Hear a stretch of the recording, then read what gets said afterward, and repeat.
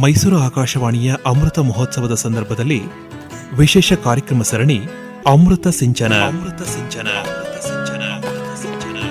ಈ ಮಾಲಿಕೆಯ ಮೊದಲ ಕಾರ್ಯಕ್ರಮದಲ್ಲಿ ಇಂದು ನಮ್ಮ ನಿಲಯದ ನಿರ್ದೇಶಕರಿಂದ ಪ್ರಾಸ್ತಾವಿಕ ನುಡಿಗಳು ಹಾಗೂ ಮೈಸೂರು ಆಕಾಶವಾಣಿಯ ಸಂಸ್ಥಾಪಕ ಡಾ ಎಂ ವಿ ಗೋಪಾಲಸ್ವಾಮಿ ಅವರ ಧರ್ಮಪತ್ನಿ ಶ್ರೀಮತಿ ಕಮಲಾ ಗೋಪಾಲಸ್ವಾಮಿ ಅವರೊಂದಿಗಿನ ಸಂದರ್ಶನದ ಧ್ವನಿಮುದ್ರಣ ಕೂಡ ಕೇಳಬಹುದು.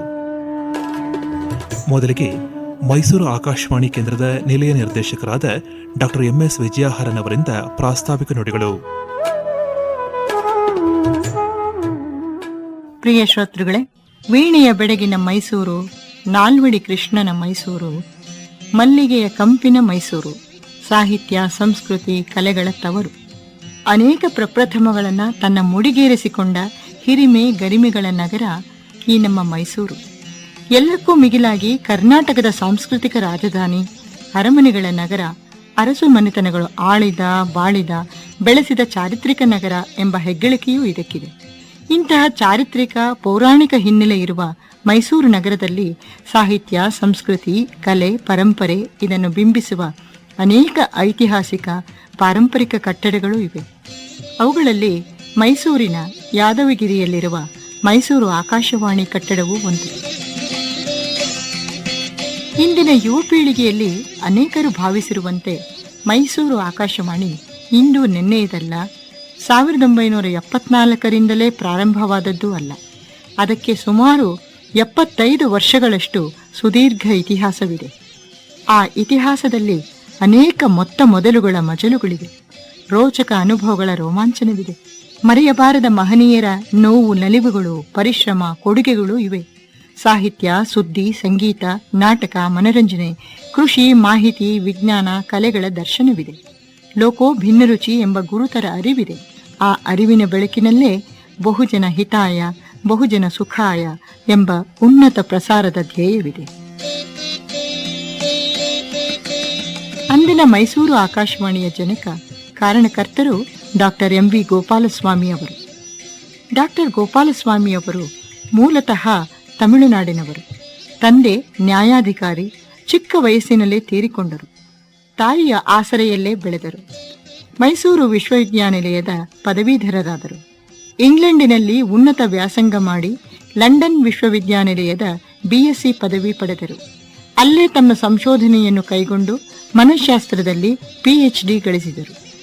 ಡಾಕ್ಟರ್ ಗೋಪಾಲಸ್ವಾಮಿ ಅವರು ಭಾರತಕ್ಕೆ ಹಿಂದಿರುಗಿ ಮೈಸೂರು ವಿಶ್ವವಿದ್ಯಾನಿಲಯದಲ್ಲಿ ಮಹಾರಾಜ ಕಾಲೇಜಿನಲ್ಲಿ ಮನಃಶಾಸ್ತ್ರದ ಪ್ರಾಧ್ಯಾಪಕರಾದರು. ಮುಂದೆ ಆ ಕಾಲೇಜಿನ ಪ್ರಾಚಾರ್ಯರಾಗಿಯೂ ಸೇವೆ ಸಲ್ಲಿಸಿದರು. ತತ್ವಶಾಸ್ತ್ರದ ಒಂದು ಶಾಖೆ ಎಂದು ಪರಿಗಣಿತವಾಗಿದ್ದ ಮನಃಶಾಸ್ತ್ರಕ್ಕೆ ಸ್ವತಂತ್ರವಾದ ಅಸ್ತಿತ್ವವನ್ನು ದೊರಕಿಸಿಕೊಟ್ಟರು. ಮೈಸೂರು ವಿಶ್ವವಿದ್ಯಾನಿಲಯದ ಸೇವೆಯಿಂದ ನಿವೃತ್ತಿ ಆದ ಮೇಲೂ ಡಾಕ್ಟರ್ ಗೋಪಾಲಸ್ವಾಮಿ ಅವರು ಬೆಂಗಳೂರಿನ ಮಾನಸಿಕ ಆಸ್ಪತ್ರೆಯಲ್ಲಿ ತೆರೆಯಲಾಗಿದ್ದ ಮನೋರೋಗ ಚಿಕಿತ್ಸಾ ಮನಃಶಾಸ್ತ್ರ ಶಾಖೆಯೊಂದಿಗೆ ಒಂದು ಸಂಶೋಧನಾ ಶಾಖೆಯನ್ನು ಆರಂಭಿಸುವ ಹೊಣೆ ಹೊತ್ತು ತಾವೇ ಅದರ ಮೊದಲ ನಿರ್ದೇಶಕರಾದರು. ಅಖಿಲ ಭಾರತ ಮಾನಸಿಕ ಆರೋಗ್ಯ ಸಂಸ್ಥೆಗೆ ಅಗತ್ಯವಾದ ಭೂಮಿಕೆಯನ್ನು ಸಿದ್ಧಪಡಿಸಿದ ಕೀರ್ತಿಯು ಡಾಕ್ಟರ್ ಗೋಪಾಲಸ್ವಾಮಿ ಅವರಿಗೆ ಸಲ್ಲುತ್ತದೆ. ಶಿಕ್ಷಣ ತಜ್ಞರು, ವಿಶೇಷವಾಗಿ ಮನಃಶಾಸ್ತ್ರ ಪರಿಣಿತರೂ ಆಗಿದ್ದ ಡಾಕ್ಟರ್ ಗೋಪಾಲಸ್ವಾಮಿ ಅವರು ಮಕ್ಕಳ ಮನೋವಿಕಾಸಕ್ಕೂ ಸಾಕಷ್ಟು ಶ್ರಮಿಸಿದರು. ಅವರ ತಾಯಿ ರಾಜಮ್ಮನವರು ಮತ್ತು ಪತ್ನಿ ಕಮಲಾ ಗೋಪಾಲಸ್ವಾಮಿ ಅವರ ಸಹಕಾರದಿಂದ ಮೈಸೂರಿನಲ್ಲಿ ಶಿಶುವಿಹಾರವೊಂದನ್ನು ಸ್ಥಾಪಿಸಿ ಬೆಳೆಸಿದರು. ಅದೇ ಗೋಪಾಲಸ್ವಾಮಿ ಶಿಶುವಿಹಾರ.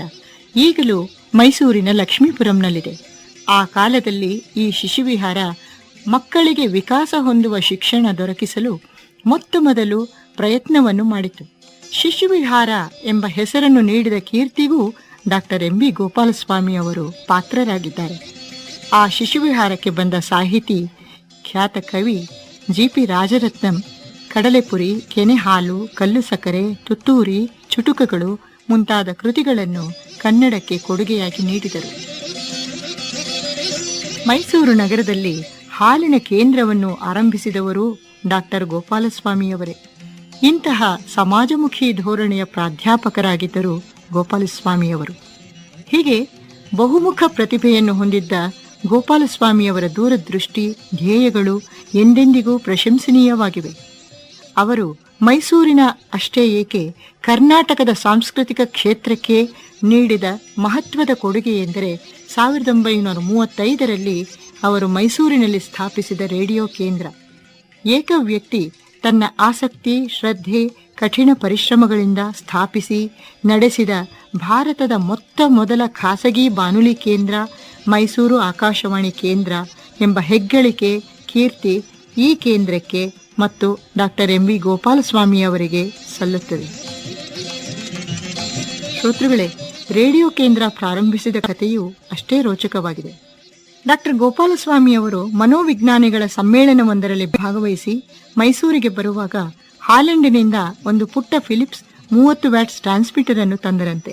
ಆ ಟ್ರಾನ್ಸ್ಮಿಟರ್ ಅನ್ನು ಹೇಗೆ ಪ್ರಯೋಗಿಸಬೇಕು ಎಂಬುದನ್ನು ಅಮೆರಿಕನ್ ಜರ್ನಲ್ ಒಂದನ್ನು ಓದಿ ತಿಳಿದುಕೊಂಡರಂತೆ. ಪ್ರತಿದಿನ ಕಾಲೇಜಿನ ಕೆಲಸ ಮುಗಿಸಿ ಬಂದ ನಂತರ ಸಂಜೆ 6 ಗಂಟೆಗೆ ಪ್ರಸಾರ ಪ್ರಾರಂಭಿಸಿ ರಾತ್ರಿ 12ರಿಂದ 1 ಗಂಟೆ ಅಥವಾ ಅದಕ್ಕೂ ಮೀರಿ ಕಾರ್ಯಕ್ರಮಗಳನ್ನು ಪ್ರಸಾರ ಮಾಡುತ್ತಾ ಇದ್ದರಂತೆ. ಮೈಸೂರಿನ ಒಂಟಿಕೊಪ್ಪಲಿನಲ್ಲಿನ ಅವರ ಬಾಡಿಗೆ ಮನೆ ವಿಠ್ಠಲ ವಿಹಾರದ ಉಪ್ಪರಿಗೆ ಕೋಣೆಯಲ್ಲಿ ಪ್ರಸಾರವನ್ನ ಪ್ರಾರಂಭಿಸಿಯೇ ಬಿಟ್ಟರು. ಈಗಲೂ ಆ ಮನೆಯನ್ನು ನಾವು ನೋಡಬಹುದು. ಹೀಗೆ ಮೈಸೂರಿನ ವಿಠ್ಠಲ ವಿಹಾರದಲ್ಲಿ ಒಂದು ಹವ್ಯಾಸಿ ಪ್ರಾಯೋಗಿಕ ಕೇಂದ್ರವಾಗಿ ಆಕಾಶವಾಣಿ ಮೈಸೂರು ಕೇಂದ್ರವು ಮೊಟ್ಟಮೊದಲು ಪ್ರಾರಂಭವಾದದ್ದು ಸೆಪ್ಟೆಂಬರ್ 10, 1935ರಲ್ಲಿ. ನಂತರ ಮೈಸೂರು ಆಕಾಶವಾಣಿಯ ಪ್ರಸಾರ ಕೇಂದ್ರವು ವಿಠ್ಠಲ ವಿಹಾರದಿಂದ ಹಳೆಯ ವಸ್ತು ಪ್ರದರ್ಶನ ಕಟ್ಟಡದ ಮೊದಲನೇ ಮಹಡಿಗೆ 1939ರಲ್ಲಿ ಸ್ಥಳಾಂತರಗೊಂಡಿತು. ಮತ್ತೆ ಈ ರೇಡಿಯೋ ಪ್ರಸಾರ ಕೇಂದ್ರಕ್ಕೆ ಆಕಾಶವಾಣಿ ಎಂದು ನಾಮಕರಣ ಮಾಡಿದವರು ಶ್ರೀ ನಾ ಕಸ್ತೂರಿಯವರು. ಅದನ್ನು ಅನುಮೋದಿಸಿದವರು ಡಾಕ್ಟರ್ ಎಂ.ವಿ. ಗೋಪಾಲಸ್ವಾಮಿ ಅವರು. ಇದು 1940ರಲ್ಲಿ. ಮತ್ತೆ 1941ರವರೆಗೆ ಈ ಪ್ರಸಾರ ಕಾರ್ಯ ಮೈಸೂರು ಮುನಿಸಿಪಾಲಿಟಿ ಮತ್ತು ಮೈಸೂರು ಸರ್ಕಾರದ ಸಹಕಾರದಿಂದ ಮುಂದುವರಿಯಿತು. ಜನವರಿ 1ನೇ ತಾರೀಖು 1942ರಲ್ಲಿ ಪ್ರಸಾರ ಕಾರ್ಯ ಮೈಸೂರು ಸರ್ಕಾರದ ಸ್ವಾಮ್ಯಕ್ಕೆ ಒಳಪಟ್ಟಿತ್ತು. ನಂತರ ಫೆಬ್ರವರಿ 1944ರಲ್ಲಿ ಮೈಸೂರು ಆಕಾಶವಾಣಿಯ ಪ್ರಸಾರ ಕಾರ್ಯ ವಾಣಿ ವಿಲಾಸ್ ಮೊಹಲ್ಲಾದ ಯಾದವಗಿರಿಯ ಸ್ವಂತ ಕಟ್ಟಡಕ್ಕೆ ಸ್ಥಳಾಂತರಗೊಂಡಿತು. 1950ರ ಏಪ್ರಿಲ್ 1ನೇ ತಾರೀಖಿನಂದು ಮೈಸೂರು ಸರ್ಕಾರ ಸ್ವಾಮ್ಯದ ಆಕಾಶವಾಣಿ ಮೈಸೂರು ಕೇಂದ್ರ ಅಖಿಲ ಭಾರತ ಬಾನುಲಿ ವ್ಯವಸ್ಥೆಗೆ ಒಳಪಟ್ಟಿತು.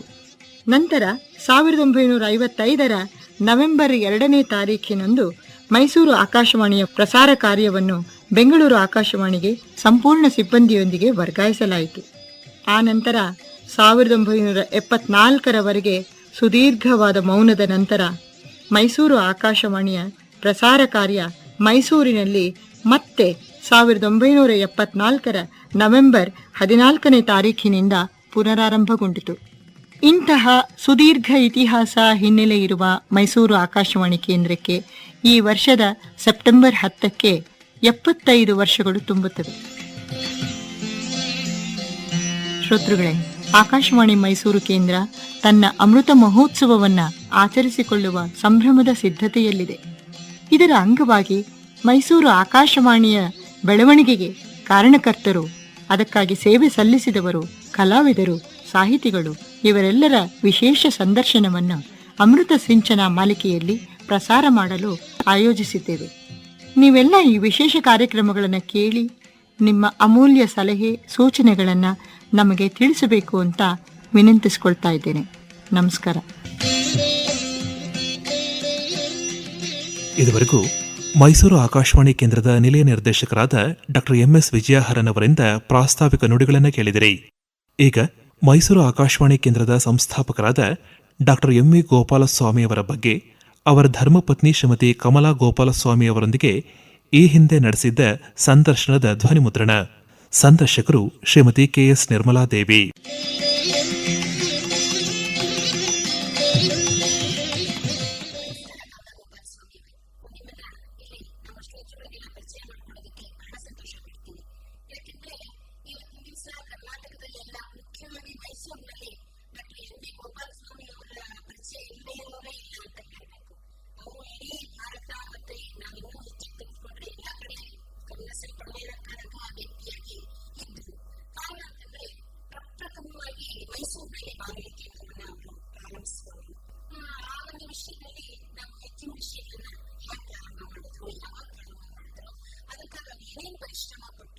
ಅದನ್ನೆಲ್ಲ ತಿಳಿಸ್ಬೇಕು ಅಂತ ನೀವು ನನ್ನ ಪ್ರಶ್ನೆಗಳನ್ನು ಕೇಳಬೇಕು ಅಂತ ಇದ್ದೀನಿ. ಅದಕ್ಕೆ ದಯವಿಟ್ಟು ಉತ್ತರಿಸಬೇಕು. ಯಾವಾಗ ಇದೆಲ್ಲವನ್ನು ಪ್ರಾರಂಭಿಸಿದ್ರು ಅಂತ ಹೇಳ್ತೀರಾ? ಇದು 1932 ಇಸ್ವಿನಲ್ಲಿ ಮೈಸೂರು ಕೋಟಿಕುಪ್ಪದಲ್ಲಿ ನಮ್ಮ ಮನೆ ಇತ್ತು. ಅಲ್ಲಿ ಆಕಾಶವಾಣಿ ಮಾನವ ಕೇಂದ್ರವನ್ನು ಶುರು ಮಾಡಿತು. ಡಾಕ್ಟರ್ ಗೋಪಾಲ ಸ್ವಾಮಿ ಅವರು ಶುರು ಮಾಡಿತು. ಅವರಿಗೆ BBC ಪ್ರಸಾರ ಕೇಂದ್ರದಿಂದ ಮಾನವ ಕೇಂದ್ರವನ್ನು ಪ್ರಾರಂಭಿಸಬೇಕೆಂದು ಒಂದು ಆಲೋಚನೆ ಬರಬೇಕು.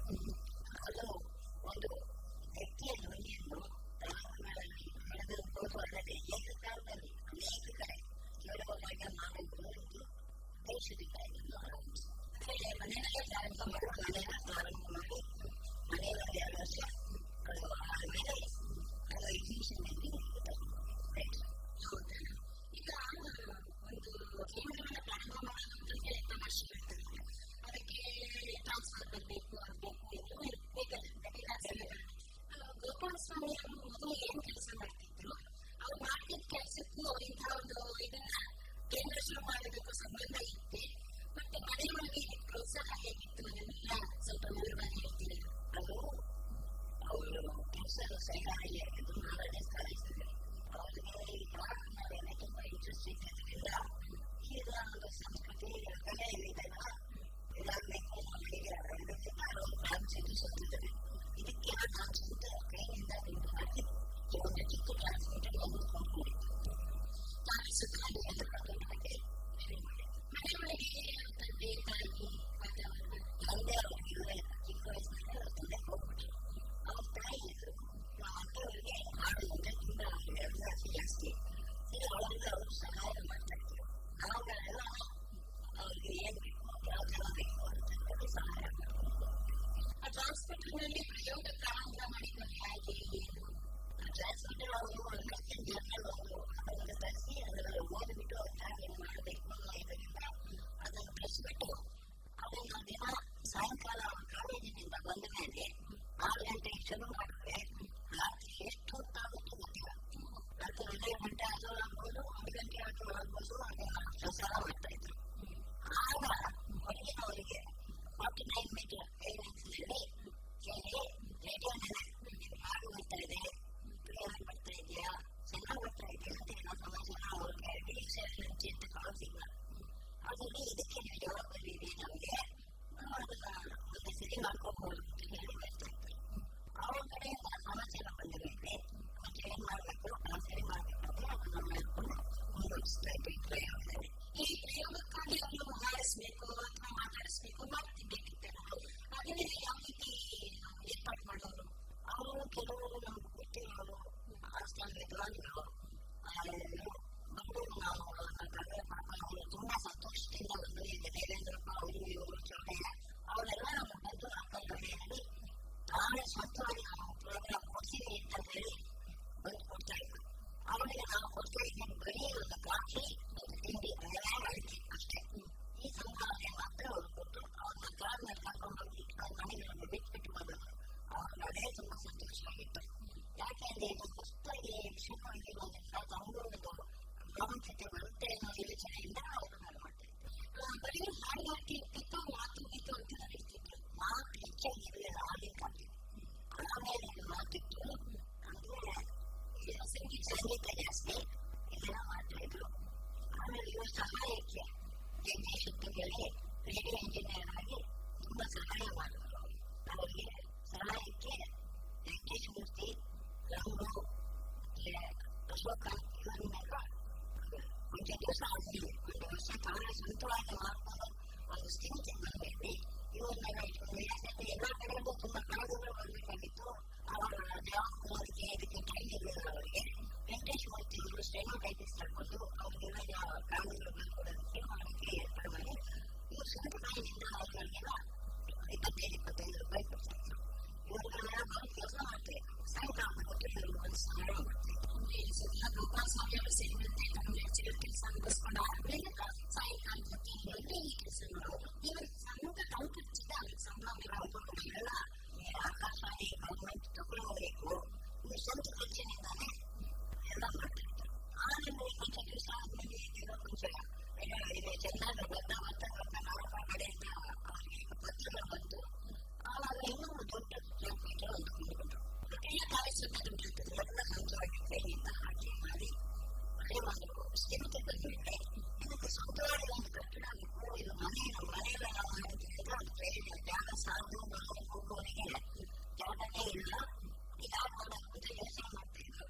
ಆವಾಗ ಅಲ್ಲಿ ಇವಾಗ ಇದೇ ಆಕಾಶವಾಣಿ, ಮೈಸೂರಲ್ಲಿ ಆಕಾಶವಾಣಿ, ಅಲ್ಲಿ ಗಾಡಿ ಸೈಟ್ ಇತ್ತು. ಗಾಡಿ ಕುದುರೆ ಮಾಡ್ತಿದ್ರು, ಅದರಲ್ಲಿ ಸವಾರಿ ಹೋಗುವ ಯಾಕೆ ಆಕಾಶವಾಣಿ ಮಾಡ್ಕೊಂಡು ಸುಮ್ಮನೆ ಗಾಡಿ ಬಿಟ್ಟಿದ್ದೀರಾ, ಜಾಗ ಚೆನ್ನಾಗಿದೆ, ಅಷ್ಟು ಓಪನ್ ಸ್ಪೇಸ್ ಇರೋದ್ರಿಂದ ಆಕಾಶವಾಣಿಗೆ ತುಂಬಾ ಚೆನ್ನಾಗಿರುತ್ತೆ ಅಂತ ಹೇಳ್ಬಿಟ್ಟು ಅವ್ರಿಗೆ ಯಾವ ವಿಷಯವಿದ್ದು ಏನು ಅಂತ ವಿಚಾರಿಸ್ಕೊಂಡು ಅವರಿಗೆಲ್ಲ ನೋಡೋದು.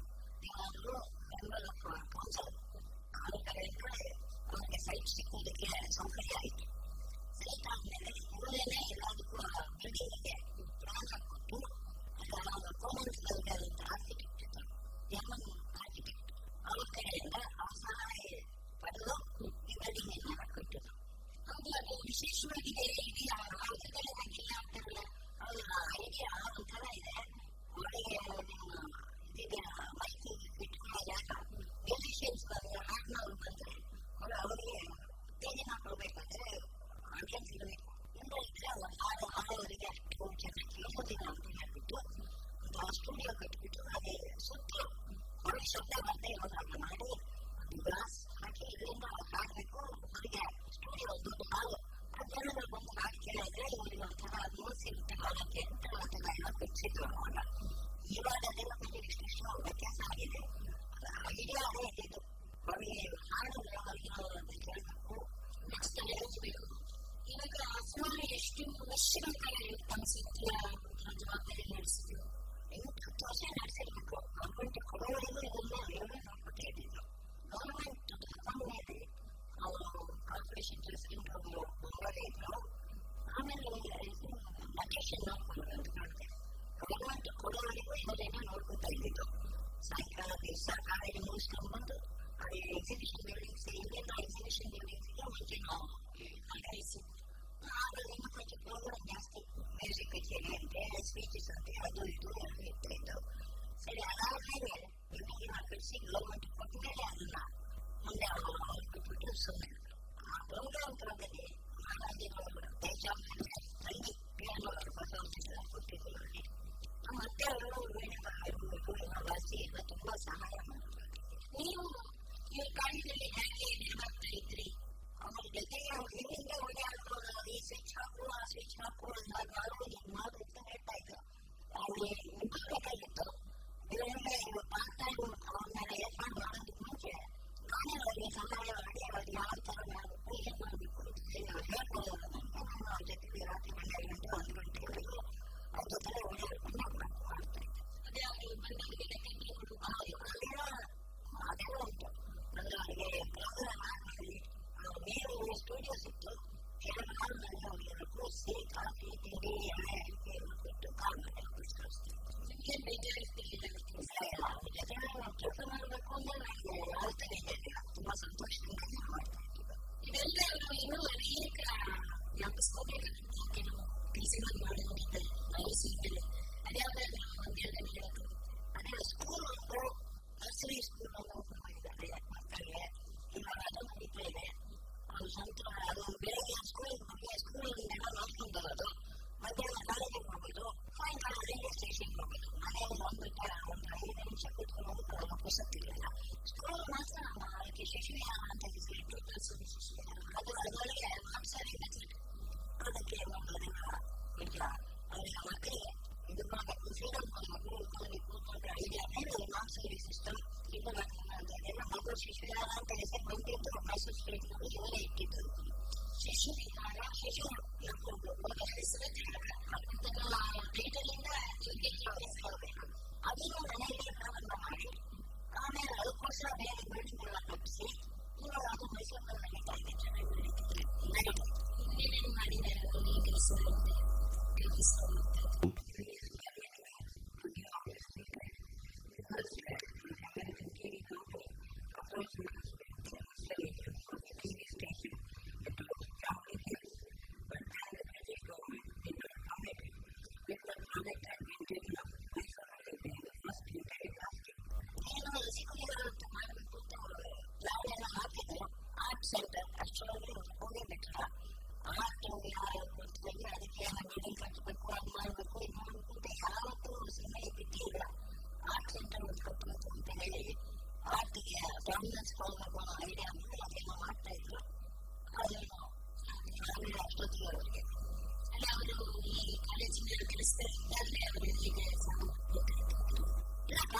ರಿಟೈರ್ ಆಗಿ 2-3 ವರ್ಷ ಇದ್ರು.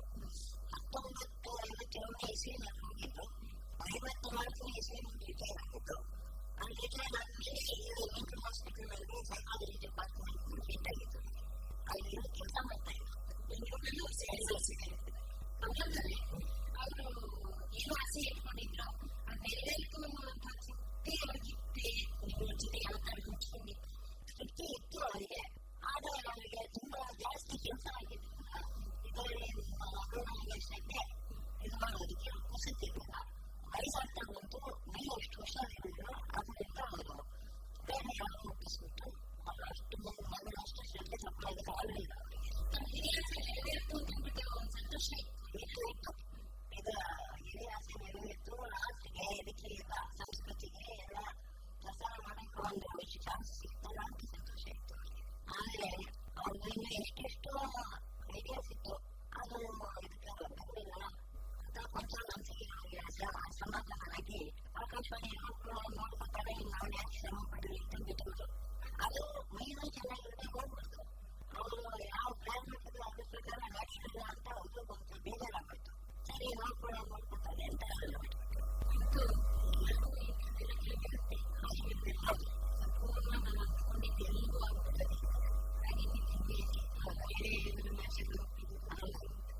ಮುಖ್ಯವಾದ ವಿಷಯ ಹೇಳೋದಕ್ಕೆ ಮರ್ತೋಯ್ತು.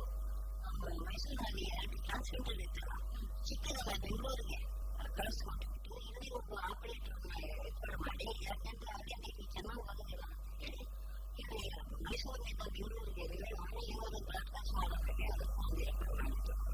ಚಿಕ್ಕದ ಟ್ರಾನ್ಸ್ಮಿಟರ್ ಬೆಂಗಳೂರಿನಲ್ಲಿತ್ತು, ದೊಡ್ಡದು ಮೈಸೂರಿನಲ್ಲಿತ್ತು. ಈಗ ಅವು ಟ್ರಾನ್ಸ್ಮಿಟರ್ಸ್ ನಿಮ್ಮ ಮನೆ ಒಳಗೆ ಇದೆಯಾ? ಅದು ಎಲ್ಲಿಗೆ ಹೋಗಿದೆಯೋ ಗೊತ್ತಿಲ್ಲ, ಕೆಲವರು ಹೋಗಿದೆ ಅಂತ ಗೊತ್ತಿಲ್ಲ. ಕೆಲವು ಸಾಮಾನ್ಯಗಳು ಇಲ್ಲಿ ವಿಶೇಷ ಮ್ಯೂಸಿಯಂಗಳು ಕಳಿಸ್ಬಿಟ್ಟಿದ್ದೀವಿ ಅಂತ ಹೇಳಿದ್ದಾರೆ. ಅಲ್ಲಿ ಜಗದೀಶ್ ಅವರು ಟ್ರಾನ್ಸ್ಮಿಟರ್ ಎಲ್ಲಿ ಹೋಗಿದೆ, ಏನೆಲ್ಲ ಹೋಗಿದೆ ಅಂತ ಗೊತ್ತಿಲ್ಲ ಅಂತಾರೆ. ಅದು 2 ಟ್ರಾನ್ಸ್ಮಿಟರ್ ಎಲ್ಲಿದೆ, ಕೆಲವು ಸಾಮಾನ್ಯಗಳು ವಿಶೇಷ ಮ್ಯೂಸಿಯಂಗಳು ಕಳಿಸ್ಬಿಟ್ಟಿದ್ದಾರೆ. ಅದು ಬೇರೆ ಅದನ್ನು ಬ್ಲಾಕ್ ಮಾಡಿ ಆಕಾಶವಾಣಿ ಇದೆಲ್ಲ ಇರ್ತೀವಿ ಅಂತ ಹೇಳಿದ್ರು.